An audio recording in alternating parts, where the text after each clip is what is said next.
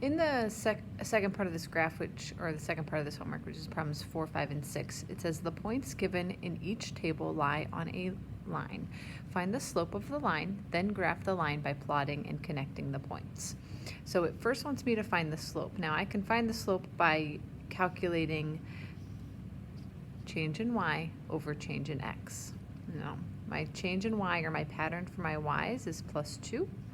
My pattern for my x's is also +2. So my slope is change in y over change in x, which is 2 over 2, simplify, which is 1.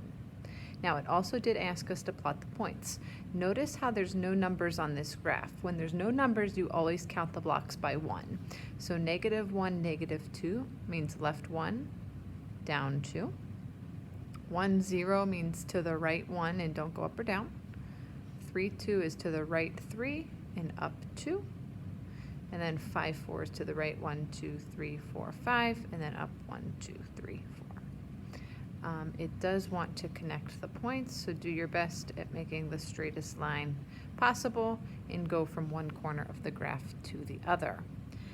Notice in number 5, if we calculate our change in y, or my pattern for my y's divided by my pattern for my x's. In order to go to -2 to -1, I add 1. In order to go from -2 to 3, I add 5. So my pattern is change in y, or my pattern for my y's, divided by my pattern for my x's.